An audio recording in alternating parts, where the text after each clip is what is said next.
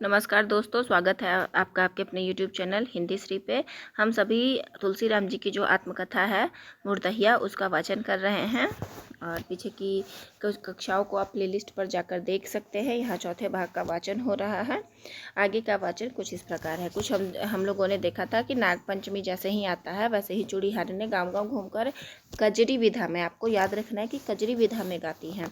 और वो गीत है, एक दिन छल कैले हो मुरारी सुनिए, बनी के अले चूड़ीहारी सुनिए ना।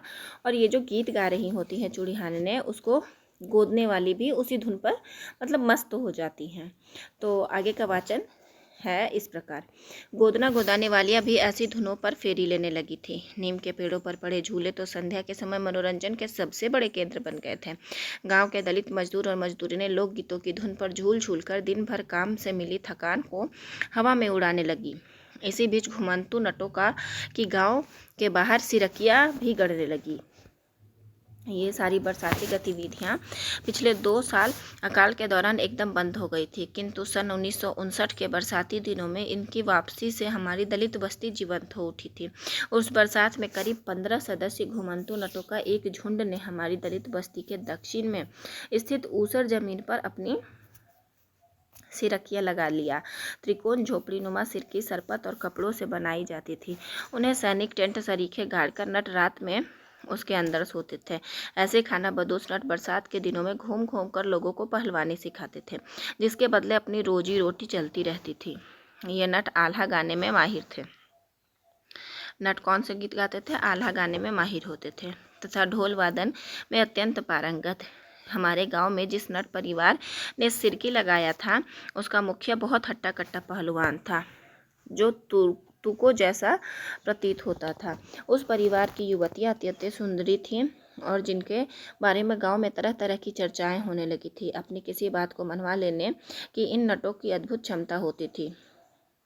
वे सब कुछ आल्हा गा गा कर मनवा लेते थे। वीरता भरे किसी आल्हा प्रकरण में वे सामने वाले व्यक्ति को पिरोकर ऐसा दृश्य पैदा कर देते थे जिससे भावुक होकर लोग उन्हें हर तरह की मदद के लिए राजी हो जाते थे। इसी क्रम में बस्ती के लोग पहलवानी सीखने के लिए राजी हो गए। मुर्दहिया के पहले एक बाग में अखाड़ा तैयार किया गया तथा करीब 20 युवक उस नट पहलवान से कुश्ती बाना, बनेठी, तलवार आदि भांजना सीखने लगे। अखाड़े में नट तरह तरह के दाव सिखाता था तथा वह भारी भीड़ तमाशबीनों की इकट्ठा हो जाती थी। एक बार सिखा दी गई तरकीबों की प्रैक्टिस के लिए वह नट बीच बीच में वीर रस से ओतप्रोत ढोल की थाप को ऐसी सुरीली बना देता था कि यह सारी नट विधाएं सबके सिर चढ़कर बोलने लगती थी। हमारे परिवार के 2 युवक शोभरन और गोकुल भैया पहलवानी सीखे। नटों द्वारा ऐसी पहलवानियाँ एक 15 दिवसीय व्रत पर्व की तरह होती थी, जिसके बाद शुरू होता था विदाई समारोह। जिन जिन के घर के युवक पहलवानी सीखते थे, नट पहलवान बारी बारी से उनके घर आल्हा का आयोजन करता था। जिस दिन हमारे दरवाजे पर आल्हा का आयोजन हुआ उस दिन सैकड़ों लोग वहां उपस्थित हो गए थे। लोग घंटों तक मंत्रमुग्ध होकर आल्हा सुनते रहे। अंततोगत्वा जब वह नट समूह हमारी बस्ती से विदाई लेकर अपनी सिरकियां उखाड़ने लगा तो घर घर में मातम सा छा गया था। जब वे सिरकियों को अपनी पालतू घोड़ी की पीठ पर लादकर एक अजनबी मंजिल की तरफ जाने लगे तो मैं भी उन्हें बड़ी ललचाई निगाहों में देखता रहा और बार बार सोचता रहा कि यदि उनके काफिले में मैं भी होता तो कैसा लगता। देखते ही देखते नटों का यह झुंड मुर्दहिया के रास्ते हमारी आंखों से ओझल हो गया। जाहिर है उस बरसात में सूखाग्रस्त गांवों की दलित बस्तियों में अनेक गतिविधियों की भरमार कर दी थी। अब जो चिट्ठियाँ मुझसे लिखवाई जाती थी उनमें किसनी भौजी कि जैसी युवतियों द्वारा ऋतु वर्णन भी शामिल होने लगा था। उनके अर्थ वैसे ही होते थे जैसे पद्मावत में महाकवि जायसी की ये पंक्तियाँ। याद रखिएगा कि किसने भौजी का ऋतु वर्णन किस प्रकार करती थी, जैसे और जायसी ने पद्मावत में किया था। पद्मावत की पंक्ति है, बरसे मघा झकोरी झकोरी मोर दाऊ नैन चुए जस ओरी। उधर हमारा स्कूल भी जाड़े की शुरुआत होते ही अनेक सामाजिक गतिविधियों का केंद्र बन गया था। पहली पंचवर्षीय योजना चालू होते ही पहले ही हो गई थी, किंतु उसका प्रभाव कहीं कहीं नजर नहीं आता था। पहली बार सन 59-60 के जाड़ों में हमारे क्षेत्र के जहानागंज कस्बे में ब्लॉक विकास केंद्र खोला गया था। याद रखिएगा कि 59-60 में पहली बार जहानागंज कस्बे में ब्लॉक विकास केंद्र खोला गया था, जिसके तहत विभिन्न स्कूलों में कृषि प्रदर्शनी आयोजित होने लगी थी। अनेक सरकारी अधिकारी जैसे एडीओ, बीडीओ, तहसीलदार तथा डीएम आदि इन स्कूलों का दौरा करने लगे। ऐसी प्रदर्शनियों के अवसर पर मुझे यह अनुभव होने लगा था कि 2 वर्ष पहले कौड़ा तापते हुए मुन्नर चाचा जो भी कुछ रूस में याद रखिएगा, रूस में सामूहिक खेती या नेहरू जी की योजना के बारे में बताते थे, उसका साकार रूप इनमें दिखाई देने लगा था। उस समय हमारे स्कूल पर बहुत बड़ा मेला लगा हुआ था। प्रदर्शनी में लहलहाती फसलों के बड़े बड़े नमूने रखे गए थे। वहाँ बड़ी संख्या में किसान आते थे। शाम के समय बड़े स्तर पर सांस्कृतिक कार्यक्रम ब्लॉक द्वारा आयोजित किए जाते थे। उस समय जहानागंज ब्लॉक का एक मशहूर बिरहा गायक, यहाँ आल्हा गायक नहीं, आल्हा गायक नट थे, ये बिरहा गायक है। बिरहा गायक जो अपनी गायन शैली में विकास कार्यक्रमों को भी शामिल किए हुए थे, उनका नाम था जयश्री यादव। लोहे की करताल बजाते हुए जब बुलंद आवाज़ में इन लाइनों होए अब कल्याण पंचवर्षीय योजना से हरा भरा खेत खलिहान पंचवर्षीय योजना से को गाते थे तो सभी रोमांचित हो उठते थे। याद रखेगा, होए पंचवर्षीय कल्याण वो बिरहा शैली में है और उसको गाने वाले जयश्री यादव हैं। ये जब गाते थे तो सभी रोमांचित हो उठते थे। ऐसे प्रदर्शनियों के बाद गांव-गांव में ग्राम सेवक घूमने लगे। साथ में कभी-कभी स्कूलों के कृषि छात्र भी होते थे। वे सभी डिबलर से बीज बोने के लिए किसानों को प्रेरित करते रहते थे। डिबलर लकड़ी का 1 दर्जन खूंटियों वाला चौकोर खांचा होता था। इसके इस्तेमाल से खेत में खूंटियों द्वारा बनाए गए छेद में फसलों के बीज बोए जाते थे। उस समय डिबलर से खेती का वर्णन विभिन्न लोकगीतों में खूब मिलता था। इन सब क्रियाकलापों से नेहरू जी की छवि ग्रामीण इलाकों में काफ़ी निखरने लगी थी। लोग अकाल से उत्पन्न दुख दर्द को भूल गए थे।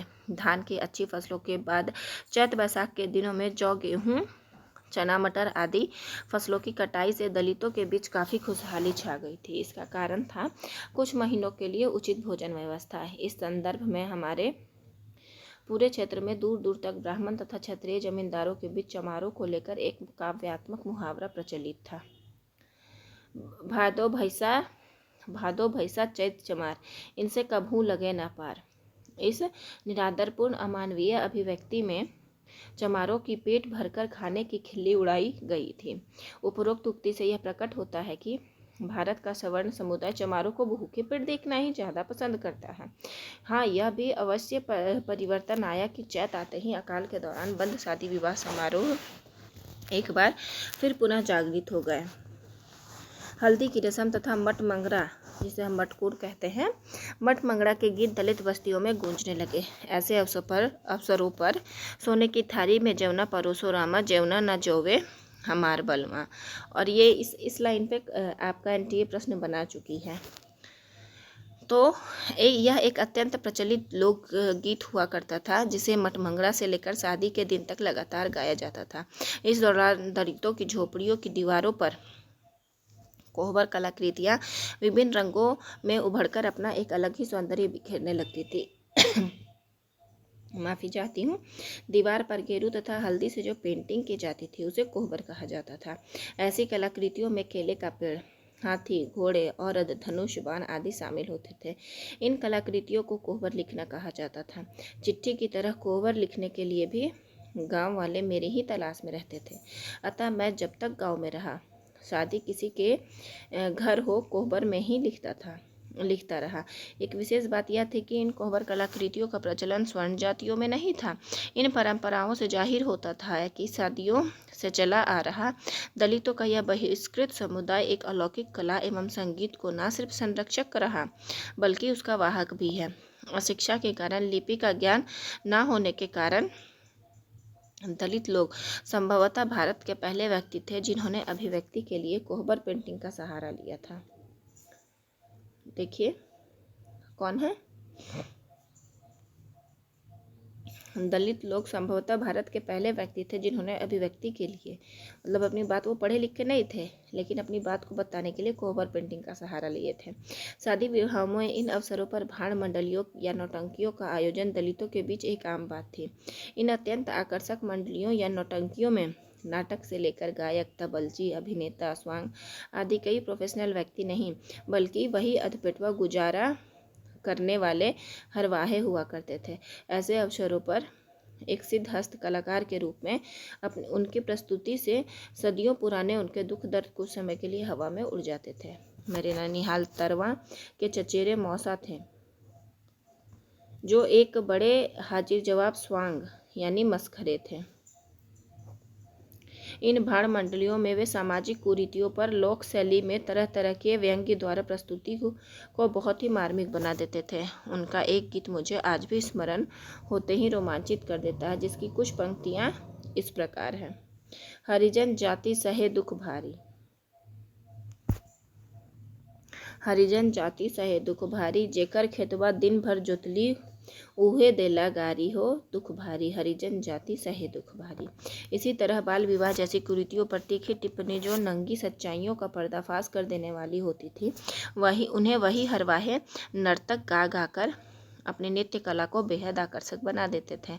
उदाहरण के लिए देखिए, मैं तो हूँ जवान मोर बलमा लड़किया, आधी आधी रतिया के बाबा मांगे पनिया, मैं त जानी पियासल बाबा लेके गईलो पनिया, बाबा के बोहरिया परो धैलो करी हैया, उत लगले बोले जैसे बरकन की नैया। इस कुरीति पर एक बिरहा शैली में बड़ा ही लोकप्रिय गीत गाया जाता था, जिसकी इन पंक्तियों का बहुत गूढ़ तथ्य छिपे रहते थे। ये भी देखिए बिरहा शैली में गाया गया है। बाबा विदा कर लो, बाबा विदा करौला लरिका के मेहरिया, रहरिया में बाजे घुंघरू, बाबा विदा करौला लरिका के मेहरिया, रहरिया में बाजे घुंघरू। उपरोक्त पंक्ति में छिपा गूढ़ रहस्य यह है कि गाँव में अरहर के साथ उस जमाने में हमेशा सनई की भी फसल मिलाकर तैयार की जाती थी। सनई के से पटसन बनता था तथा उसके फूल का साग बहुत स्वादिष्ट होता था। इसमें मूंगफली जैसी सैकड़ों फलियां लग जाती थी, जिनके अंदर तीसी की तरह बीज भरे रहते थे। सनई की ये फलियां जब पककर सूख जाती थी तो उनके तने जरा भी किसी चीज के स्पर्श से हिल जाते थे। एकाएक इनकी पूरे पेड़ से सैकड़ों घुंघरू जैसी खनक गूंज उठती थी। उपरोक्त लोकगीत में छिपा हुआ रहस्य यह है कि बाल विवाह से उत्पन्न कुरीति के कारण बालक दूल्हे की जवान पत्नी को उसका ससुर अरहर तथा सने की संयुक्त खड़ी फसल के बीच से जाने वाले रास्ते से विदा कराकर ले जा रहा है। अतः सामाजिक रूप से अमान्य व्यवहार के स्पर्श से गहन फसल के बीच सनई के पौधों से घुंघरू की गूंजती आवाजों से सारा रहस्य उजागर हो जाता है। गीत गोविंदम, ये देखिए गीत गोविंदम जो जयदेव जी की है, उनकी रचना का जिक्र किया गया है। गीत गोविंदम में जयदेव द्वारा वर्णित कृष्ण के शारीरिक स्पर्श से राधा के पैरों में बंधी पायल की खनक जाने से जो रहस्य खुल जाता है, उससे कहीं ज़्यादा सौंदर्य शास्त्रीय रहस्य इन अधपेटवा दलितों की सनई में से उजागर हो जाता है। इस प्रकरण में सनई की फलियां राधा के पायल से कहीं ज़्यादा खनकती नजर आती हैं। ऐसे ही पति बूढ़े होने की शिकायत करती युवती का विरह इस लोकगीत में प्रस्फुटित हो जाता था। देखिए युवती जो है विरह में जो व्याकुल है वह गीत गाती है। कैसे सपरी हो भैया कैसे सपरी, मिलल हमके बुढ़वा भतार, कैसे भैया कैसे सपरी, हो यह कैसे बेड़ा पार भैया कैसे सपरी। इसी प्रकार इन नाच मंडलियों में दलित समाज में कोई भी नई चीज़ को अंधविश्वासों के दबाव में ना स्वीकारने की भावना भी परिलक्षित होती रहती थी। उदाहरण के लिए जब सरकार अंग्रेजी डॉक्टरों को ग्रामीण क्षेत्रों में कस्बाई दवाखाने भेजने लगी तो दलित उनसे इलाज कराने में हिचकते थे, इसलिए वे अपने लोकगीतों में इन डॉक्टरों का मजाक अपनी बीमार बकरियों के माध्यम से उड़ाने लगते थे। जैसे हे डॉक्टर बाबू बीमार भैली बकरी, संझिया के चरी के अइली खेतवा में लतरी, हे डॉक्टर बाबू बीमार भैली बकरी। इन लोक कला मंडलियों में लैला मजनू, शेरी फरहाद, सुल्ताना डाकू आदि जैसे नाटकों का मंचन भी दलित कलाकार बहुत आकर्षक ढंग से करते थे। इन सभी नाटकों का अंत एक विचित्र समापन शैली में होता था। मूल नाटक के खत्म होते ही मुख्य कलाकार मंच पर आकर अपने दोनों हाथों को कमर पर रखकर दाएं बाएं हिलाते हुए नृत्य शैली में मोहे ले चल रे मोहे ले चल गाने लगता था। कुतूहलवश एक के बाद एक सारे कलाकार बारी बारी से मंच पर आते और सभी वैसा ही करना शुरू कर देते थे। ऐसा लगता था कि मोहे ले चल रे मोहे ले चल कोई छूत की बीमारी थी जो सबको लग जाती थी। इतना ही नहीं, अंततः गत्वा दर्शक भी मोहे ले चल रे मोहे ले चल गाने लगते थे। इस तरह इस लोक कला में दर्शक विलुप्त हो जाते थे। इस कड़ी में बारात प्रस्थान के समय एक खास किस्म का नृत्य किया जाता था जिसे दुक्कड़ महत्वपूर्ण है। बारात प्रस्थान के समय एक नृत्य किया जाता था जिसे दुक्कड़ कहते थे। यह बहुत शक्तिशाली नृत्य होता था। इसमें सिर्फ 2 कलाकार, एक दफला वादक और दूसरा दुक्कड़ची नर्तक होता था। दफले की जोरदार लक्कड़ ध्वनि पर नाचने वाला व्यक्ति गोलाकार आकृति में नाचते हुए तरह तरह की कलाबाजियां दिखाता रहता था। इन कलाबाजियों में उसका मुकाबला दफलची स्वयं करता था। मेरे दादा के छोटे भाई के बड़े बेटे मुन्नर काका सिद्धहस्त दुक्कड़ची थे। दुक्कड़ची थे। ऐसे ही एक नाच हुआ करता था हुड़क। हुड़क की ध्वनि पर कहरुआ, हुड़क डमरू की आकृति वाला, उससे काफ़ी बड़ा वाद्य होता था जिसे कलाकार अपनी बाह के नीचे काख में दबा लेता था तथा उसे अपनी कोहनी से बजाता रहता था। यह बड़ा गजब का वाद्य होता था जिससे बहुत से सुरीली कहरवा शैली में आवाज़ निकलती थी। वादक स्वयं जो कुछ गाता था उसके बीच में दही दही दे नामक तकिया कलाम भी ठोक देता था। हुड़क वाले को दही दे अत्यंत आकर्षक लगता था। उस जमाने में भी इस शैली वाले कलाकार बहुत कम मिलते थे। आज के ज़माने में तो वह संभवतः विलुप्त ही हो गए हों। मैं इस नाच मंडलियों तथा लोक कलाओं के पीछे एक तरह से पागल हो गया था। अतः दूर दूर तक के गाँवों में मैं रात भर घूम घूम कर इन्हें देखने सुनने जाया करता था। अक्सर मैं इन नाचों को देखने के बाद देर रात हो जाने के कारण उन्हीं गाँवों के मैदानों और खलिहानों में भूसा फैलाकर बारातियों के साथ सो जाता था तथा सुबह होते ही घर वापस आता था, जिसके कारण मुझे घर पर भीषण गाली युक्त अपमान से जूझना पड़ता था। एक रोचक बात यह थी कि इस तरह की सारी लोक कलाएँ सिर्फ दलितों के बीच ही केंद्रित थी। सवर्ण जातियों में किसी तरह की लोक कला मौजूद नहीं होती थी। शायद यही कारण है जिसके चलते इन कलाओं के साथ जाति सूचक विशेषण जुड़ गए हैं, जैसे चमरुआ नाच या गाना, धोबियुआ नाच, कहरेउआ धुन, गोड़ैता नाच हुड़क के साथ आदि। इस तरह उस अकाल का दुर्दिनिया असर समाप्त तो होते ही दलित बस्तियां तरह तरह की लोक कलाओं से गुलजार हो गई थी। इस बीच अंग्रेजी के चलते मेरी पढ़ाई और भी रोचक होने लगी थी। 6ठी कक्षा में विशेष समस्या नहीं हुई और मैं सन 1960 की जुलाई में 7वीं में चला गया। या देखिए 1960 में लेखक 7वीं में चले गए थे, 7वीं में चला गया था।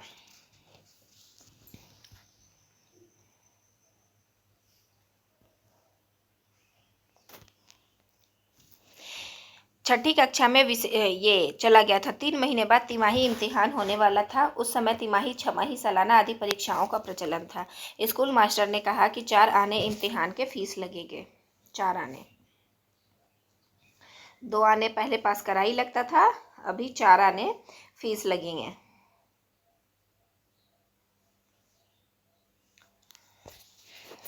मैंने अपने घर के मालिक मुन्नर चाचा से फीस की मांग कर दी। इस पर उन्होंने खींच कर बोल दिया, इस ससुरा ई सब इम्तिहाने के बदले पैसा लेके जाइला, नोनियनिया के पकौड़ी खा ले। उस समय स्कूल के सामने शेरपुर गांव की एक नोनिया जाति की महिला ने पकौड़ी की दुकान खोल ली थी, जिसकी शोहरत दूर दूर तक के गाँवों में हो गई। मुन्नर चाचा की यह बात मुझे बड़ी गहराई से छू गई, क्योंकि मैंने कभी उस पकौड़ी वाली दुकान के आसपास तक जाने की हिम्मत नहीं की थी। खरीदना या खाना तो दूर रहा। अतः मैं इस झूठे आरोप से इतना आहत हुआ कि घर से भागने की ठान ली। याद रखिएगा कि पहली बार लेखक घर से ठानने की बात कब कहते हैं, जब मुन्नर चाचा उनको नोनिया के दुकान से, नोनियनिया जो थी, जो पकौड़ी बेचती थी, जब उस पर झूठा आरोप लगाए थे कि फीस के पैसे के बहाने ये उसके दुकान पर जाकर के पकौड़ियाँ खा लेता है। दूसरे दिन मैं घर से स्कूल के लिए चला। गांव के कुछ लड़के मुर्दैया पर गाय भैंस चरा रहे थे। मैंने अपना बस्ता एक लड़के को देकर यह कहा कि इसे मेरे घर पर देकर कह देना कि मैं किताब खरीदने बरहलगंज बाजार जा रहा हूँ, अतः शाम तक घर आ पाऊंगा। यह कहकर मैं गांव से करीब 15 किलोमीटर दूर दुल्लभपुर नामक छोटी लाइन के रेलवे स्टेशन की तरफ बढ़ा। आसनसोल में काम करता था। उनका नाम था टेनी काका। एक आसनसोल में इनके जिन परिचित काम करते थे वो टेनी काका थे। वे कहा करते थे कि रेलिया के पटरिया के नीचे सोई के बिना टिकटवे के आसनसोल पहुँची चहुपी जायला। यहाँ पहुँची होना चाहिए, पहुँची जायला। उस समय तक मैंने रेलगाड़ी नहीं देखी थी, इसलिए उनसे प्रायः पूछता था कि रेलिया के पटरिया का होले। वे बताते थे कि बैठने या सोने के लिए बोरिंच जैसन यानी बेंच जैसा फट्टा होता है, जिसके नीचे वे छिपकर सो जाते थे। उनकी बताई गई यह विधि मुझे हमेशा अपनी तरफ खींचती रही। यही सोचकर दुल्लभपुर की ओर चल गया था। रेलिया के पटरिया के निचवा छिपी के कलकत्ता हमहू चहुपी जइबे, मतलब पहुँची जइबे। किंतु आधी दूरी तय करने के बाद चिरैया कोटा थाना तक पहुँचते ही मेरे पाँव थरथराने लगे। कारण यह था कि मेरे पास एक भी पैसा नहीं था। सोचने लगा कि खाऊंगा क्या। साथ ही यही दुल्लभपुर पहुंच भी गया तो कलकत्ता का सफ़र कैसा होगा। तरह तरह के दृश्य मेरे सामने से गुजरने लगे। कभी सोचता था कि यदि कलकत्ता पहुंच गया तो शाम बाजार वाले टाना रिक्शा खींचने वाले विश्राम को ढूंढूंगा, तो कभी वेलिया घट्टा से मुरबीदास की याद आती थी। हमारे गांव की औरतें अक्सर कहा करती थी कि कलकत्ता में बंगाली औरतें बाहरी लोगों को जादू द्वारा वश में करके भेड़ा बकरा बनाकर रख लेती है। अतः इससे भी आतंकित हो गया था कि यदि भेड़ा बकरा बन गया तो क्या होगा। इसके अलावा न जाने कितनी कल्पनाएं मेरे दिमाग से ओझल होती रही। अंततोगत्वा कलकत्ता की राह में संभावित खतरों से मैं डर गया तथा कुछ वर्षों के लिए घर से भागने की आकांक्षा उसी चिरैया कोट के थाने की इमारत से टकराकर चकनाचूर हो गई और मैं उल्टे पांव आजमगढ़ की ओर जाने वाली सड़क पर निरुद्देश्य चल पड़ा। संध्या होने वाली थी और मेरी भूख चरम सीमा पर थी। जी चाहता था कि कुछ भी खाने को मिल जावे तो कुछ बात बने। उस समय मैं सड़क के पास अलदेमऊ सरोना नामक गांव से गुजर रहा था। मेरे सामने गन्ने की बड़ी खड़ी फसल दिखाई पड़ी। चुपके से मैं गन्ने के अंदर घुस गया। बड़े धीरे से एक गन्ना तोड़ा, उसके पत्तों को छुड़ाकर उसकी सारी ऊपरी हिस्से, जिसे गेड़ा कहते हैं, को धीरे से चटकाया। गन्ने के झिरमुट से बाहर निकलते हुए इधर उधर दूर तक देखा कि कोई मुझे चोरी करते देखा तो नहीं। आश्वस्त होने पर गन्ना चूसते हुए आगे निकल पड़ा। किसी तरह उसी सड़क पर स्थित बबूरा धनहुआ, यह भी बहुत महत्वपूर्ण है, बबूरा धनहुआ के उस स्कूल पर पहुंचा जहां 5वीं कक्षा का इम्तिहान दिया था। वहां पहुंचते ही मेरी कल्पना में एक बार फिर रामचरण भैया मेरे सामने खड़े हो गए। मैं किंग कर्तव्य विमूढ़ होकर सोचने लगा कि इसके आगे कहाँ जाऊं। मैं अब बिल्कुल अंधेरी रात हो चली थी। बीच बीच में अचानक किसी एक्का के में नधे घोड़े की टाप सड़क पर बजती सुनाई देने लगी थी। मुझे याद आया कि मेरे चचेरे भाई वही पहलवानी सीखने वाले गोकुल भैया की ससुराल बबूरा से करीब 1.5 किलोमीटर पश्चिमोत्तर में स्थित दलित बस्ती में है। पता के नाम पर इसका पता था बबूरा के पास वाली चमरौटी। मैंने इस चमरौटी को इधर उधर पूछते हुए ढूंढ निकाला, क्योंकि इससे पहले वहां कभी नहीं गया था। गोकुल भैया के ससुराल वाले खाना खाकर सो गए थे। वे लोग मुझे देखते ही अचंभित हो गए और समझ गए कि मेरा इस तरह आना कुछ गड़बड़ सा लगता है। वे लोग बेहद गरीब थे, इसलिए तत्काल कुछ खाने का इंतजाम करना उनके लिए एक समस्या थी। घर के अंदर चल रही कानाफूसी से इसका आभास मुझे हो गया था। वे लोग एक मोटी रोटी और कुछ कमी का साग सुबह बच्चों के खरमेटाव यानी नाश्ते के लिए बचाकर रखे थे। देखिए यहाँ नाश्ते को, ब्रेकफास्ट को क्या कहा गया है, खरमेटाव, बचाकर रखे थे। अतः उनका खरमेटाव मेरे डिनर के हिस्से में काम आया। उनकी झोपड़ी में के सामने एक ही जड़ से निकले जुड़वा ताड़ के 2 लंबे पेड़ थे। वहीं एक झिलंगा डालकर मुझे सुलाया गया। कलकत्ता की असफल यात्रा तथा घर वापसी से उत्पन्न संभावित कलह की पीड़ा से आक्रांत मुझे नींद नहीं आई। मैं ताड़ के इन जुड़वा भाइयों को रात भर निहारता रहा। अक्सर भावनात्मक भाव से जूझते हुए सोचने लगा कि सोचने लगता था कि करते हुए मेरे पैरों के पास जमीन पर किसी बड़ी सी वस्तु के धम्म से गिरने की आवाज़ सुनकर मैं उठ पड़ बैठा। एक बार तो मुझे लगा कि इन ताड़ के पेड़ों का भूत है, इसलिए लाख चाहने पर भी मैं ना तो उस वस्तु की तरफ देख सका और ना ताड़ के ऊपरी झुरमुट को। भूतहे माहौल से बहुत डर गया था। अब कहाँ सोऊं, इसका विकल्प कुछ भी नहीं था। झिझक के कारण झोपड़ी के अंदर सोए रिश्तेदारों को बुला भी नहीं सकता था। लगभग कंपन की मुद्रा में बैठ गया। जैसे तैसे मन ही मन हनुमान चालीसा रटते हुए उस गिरी वस्तु की तरफ देखा। इसकी वही प्रसिद्ध लाइनें, भूत पिशाच निकट नहीं आवे, महावीर जब नाम सुनावे। उस रात मेरे काम आई वह वस्तु भूत नहीं बल्कि ताड़ के पके हुए फल के रूप में नजर आई, जिसे हमारे गांव वाले तरकुल या कुज्जा कहते थे। मैंने उसे उठाकर रख लिया। नींद से वंचित सवेरा होते ही तरकुल के उस कुज्जे को लेकर अपने गांव की तरफ चल पड़ा। तमाम आशंकाओं से बोझिल दिमाग को ढोते हुए भरी दोपहरी में मैं उसी पुरानी मुर्दहिया पर एक बार फिर आ पहुंचा। वहां कोई नहीं था। वहां से कुछ ही दूर स्थित अपनी दलित बस्ती की तरफ 10-20 कदम बढ़ाता, फिर डर के मारे मुर्दहिया की तरफ वापस आ जाता था। सबसे बड़ा डर इस बात का था कि पिटाई तो जो होनी है वह होगी ही, मेरी पढ़ाई हमेशा के लिए छुड़ा दी जाएगी।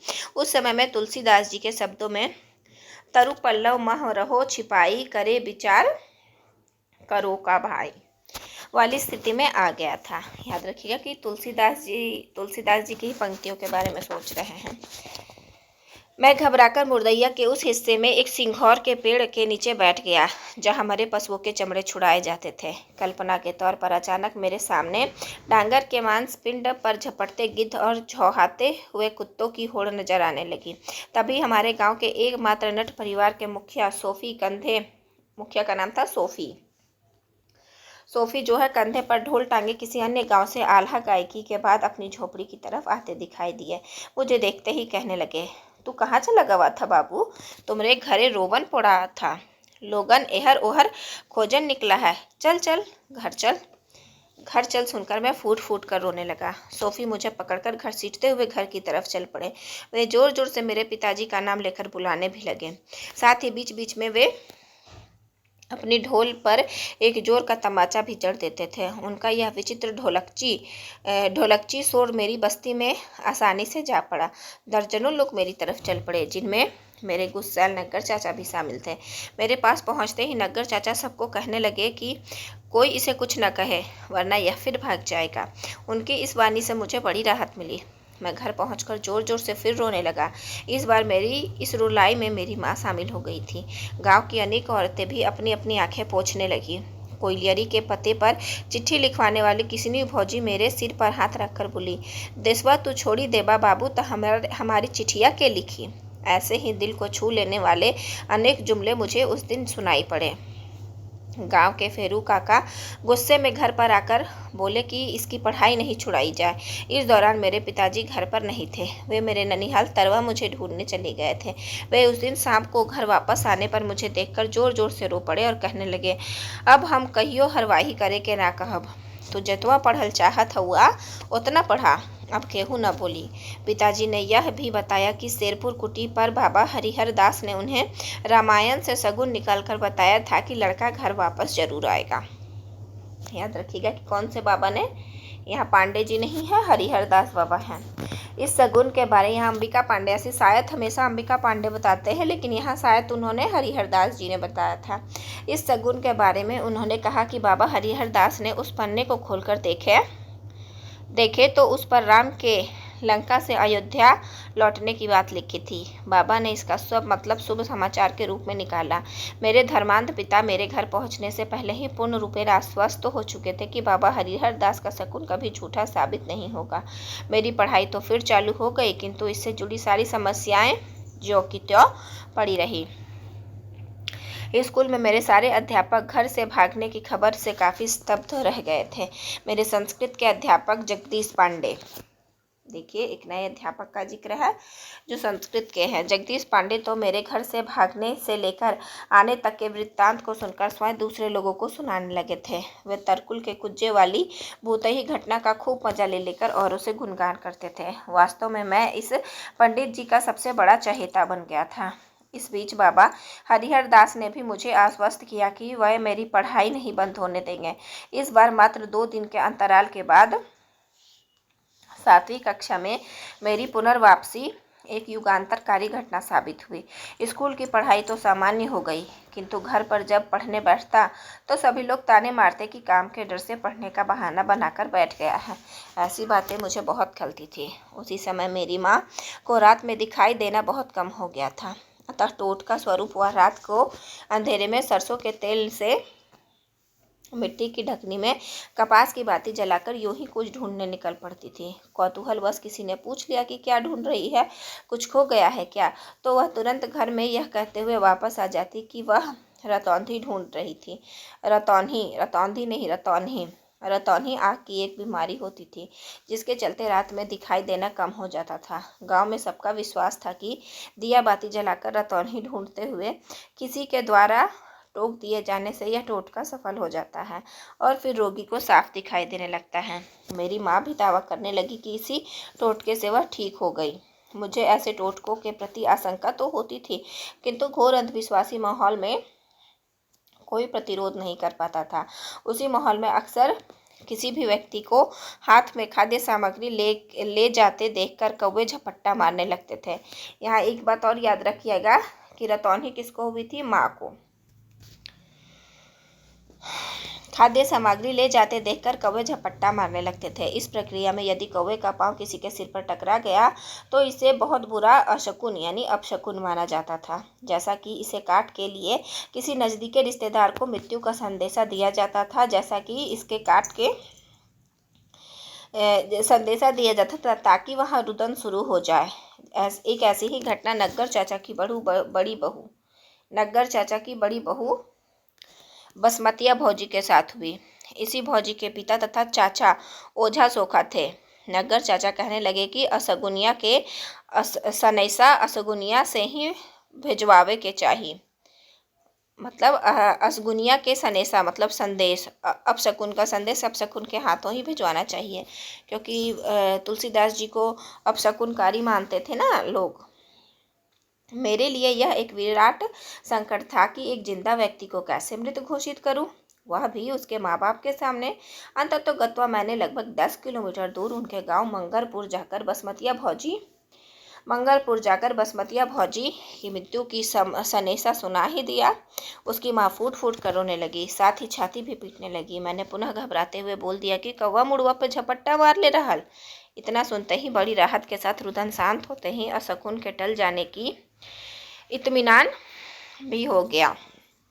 उस दिन मंगलपुर में जोर से आंधी आई, अतः खूब धूल धक्कड़ का माहौल था। इस कथित मृत्यु संदेश से ओझा सोखा के घर वाले इसलिए भी थोड़ी देर के लिए घबरा गए थे कि आंधी में किसी बगल के गांव का एक बकरा बहकर ओझा के घर के पास आ गया था, जिसे पकड़कर उन्होंने अपने आंगन में काट दिया था। अतः वह क्षणिक मातम एक उत्सव में बदल गया। संयोग देखिए कि उस समय बकरे के मालिक उसे ढूंढते ढूंढते ओझा ही के घर औझौती कराने के लिए आ गया। उस ओझाओं के सामने भी विकट समस्या था। आखिर उनके ही घर का कटा हुआ बकरा पकाए जाने का इंतजार में पड़ा हुआ था। औझौती तो जमानी ही थी, अतः औझौती के लिए बकरे के मालिक ने 1.25 रुपये अक्षत में दिया था। लौंग काटते हुए जय भवानी काली माई की उद्घोष के साथ गिड़गिड़ाते हुए ओझा बाबा तुतलाते हुए बोल पड़े, दुई गोड़वा कुक्कुर साफ दिखाई देत हो, अब जात हो, गली गईल चली गईल, अब भवानियों माई के ना देखात हो, ले गयल दू गोड़वा कुक्कुर तोहरे खस्सी के। इसके बाद ओझा बाबा ने समझाया कि दू गोड़वा कुक्कुर कहीं गायब हो गया, जिसे भवानी माँ भी अब नहीं देख पा रही है, अर्थात बकरा अब जिंदा नहीं है। जिंदा होता तो भवानी माँ जरूर बता देती। औझौती से आश्वस्त होकर बकरे का मालिक, जो बगल के ही गांव का एक खेत मजदूर था, वापस चला गया। ओझा को अक्षत में मिला 1.25 रुपया मसाला खरीदने के काम आया और शीघ्र ही सी कर चपकने वाली दावत का सभी ने आनंद लिया। जब दूसरे दिन मैंने घर वापस आकर दुई गोड़वा कुक्कुर की कहानी सुनाई तो नग्गर चाचा पछताने की मुद्रा में आ गए, जिसका कारण यह था कि उस दुई गोड़वा कुक्कुर की दावत से वे स्वयं वंचित रह गए। स्कूल में मेरी पढ़ाई रंग लाने लगी। लेजर के समय अनेक छात्र मेरे साथ मैदान में बैठ जाते थे और कोई गणित तो कोई अंग्रेजी का ग्रामर पूछने लगता, मैं तुरंत खपड़े से ज़मीन पर आदि मानव की तरह लिखना शुरू कर देता था। इस तरह मेरी समानांतर कक्षा 12 महीने जारी रही। शायद भविष्य में प्रोफेसर होने की यही मेरी पृष्ठभूमि थी। इसी बीच मुझे एक अकल्पनीय समस्या से जूझना पड़ा। मेरे पिताजी जिन पंडित जी की हरवाही करते थे, उनकी बेटी आशा मेरी ही उम्र की थी, किंतु देर से पढ़ाई शुरू करने के कारण कक्षा 5 में पढ़ रही थी। हरवाही के चलते वह हमारे पूरे परिवार से घुली मिली रहती थी। स्कूल जाते आते अब जब भी जब भी वह साथ होती मुझसे अपना होमवर्क हल करवाती रहती थी, विशेष रूप से गणित। वह भैया के संबोधन से मुझे बुलाती रहती थी। एक दिन मैं स्कूल के पास वाले नाले के किनारे अकेले खड़ी थी। मैं स्कूल से आते हुए दूर से ही देख रहा था कि कोई नाले में थोड़ी दूर जाकर फिर किनारे वापस आ जाता था। हुआ यह था कि अचानक नाले में ज्वार की तरह अधिक पानी चढ़ आया था। उस समय छोटी लड़कियां भी साड़ी पहनती थी, अतः वह अपनी साड़ी उठाए घुटने तक पानी में जाती, किंतु आगे अधिक पानी के चढ़ाव के कारण वापस आ जाती थी। वह नाले के कई हिस्से में छिछली जमीन की खोज में जाकर देख चुकी थी, किंतु उससे नाला पार नहीं किया जा सकता। मैं जब वहां पहुंचा तो बेझिझक मैंने कहा कि कोई बात नहीं, मैं नाला पार कराता हूँ। जैसा कि मेरे लड़के पानी चढ़ आने पर हमेशा अपनी धोती उतारकर अंगोछा पहन लेते थे और फिर नाला पार कर पुनः सारे कपड़े पहनकर स्कूल जाते थे, मैंने भी अंगोछा पहन लिया। मेरा कुर्ता धोती तथा बस्ता बेझिझक उसने हाथों में पकड़ लिया और मैं ज़मीन पर बैठकर उसके घुटने के नीचे के पैरों को पकड़कर खड़ा हो गया। उसका धड़ मेरे कंधों के पार चला गया था। कमर भर पानी में हल कर हम नाला के उस पार पहुंच गए। मेरे पिताजी भी अनेक बच्चों को नाला पार कराते रहते थे। मेरे अंदर भी इस क्रिया में किसी तरह का संकोच नहीं होता था। अचानक एक बड़ी मुसीबत यह आ गई कि नाले के उस पार के कुछ ब्राह्मण छात्र दूर से ही रामचरितमानस के इस नए केवट प्रकरण को बड़े गौर से देख रहे थे। जाहिर है कि तिल का ताड़ बनाना ही था। तरह तरह की अफवाहें गर्म होने लगी। ये अफवाहें उसके पिता को भी सुनाई पड़ी। घबराकर उन्होंने उसका स्कूल जाना बंद करा दिया। वह मुश्किल से 12 साल की थी, किंतु अनहोनी का भय भयानक था, इसलिए साल भर के ही अंदर उसकी ससुराल ढूंढ ली गई। विदाई के समय मेरी माँ भी वहाँ मौजूद थी। घर वापस आकर माँ ने बताया कि डोली में बैठते समय पंडित की बेटी रो रो कर कहती रही कि हमार पढ़ैया छूट गहल हो बाबा। जाहिर है शिक्षा से यदि एक गुलाम पुत्र इतना कुछ हासिल कर सकता था, तो फिर मालिक पुत्री ना जाने कितना आगे जाती। किंतु एकमात्र अदना अफवाह ने उसका सब कुछ छीन लिया और वह अपनी ससुराल में सिर्फ मालकिन बनकर रह गई। इस संदर्भ में वर्षों बाद जब सन 1977 में जवाहरलाल नेहरू विद्यालय में मैं पश्तो भाषा पढ़ रहा था, तो काबुल के प्राध्यापक बेयजीत हाथसाहक साहब ने पढ़ाते हुए बताया था कि पश्तो साहित्य में मलालई यानी मलाली की लड़ाइयाँ सौंदर्य शास्त्रीय दृष्टि से बहुत महत्वपूर्ण हैं। छोटे छोटे दोहे जैसे रचनाओं को पश्तो में लड़ाई कहते हैं। मलालई किसी मध्ययुगीन अफगानी राजा की बेटी थी, जिसका लगाव उसके ही एक गुलाम से हो गया था। घबराकर राजा ने मलालई को जेल में बंद कर दिया। याद रखिएगा, मलालई एक पात्र है। मलालई को जेल में बंद कर दिया। जेल की कोठरी में उसके पास न कागज था न कलम, अथवा उंगलियों को घायल कर निकलते हुए खून से दीवारों पर लड़ैया लिखने लगी। ये रचनाएं बाद में चलकर पश्तो साहित्य की अमूल्य निधि सिद्ध हुए। ऐसा सुनकर क्षण भर के लिए मेरी कल्पना से होकर एक नई मलालई गुजर आई थी। और यहाँ पे हमारा चौथा प्रकरण खत्म होता है। पांचवा जो है भूतनिया नागिन, इसका वाचन हम अगली कक्षा में करेंगे। आज की कक्षा का वाचन यहीं तक। धैर्य से बने रहने के लिए आपका बहुत बहुत धन्यवाद। आशा करती हूँ यह वीडियो आपको जरूर लाभान्वित करेगी।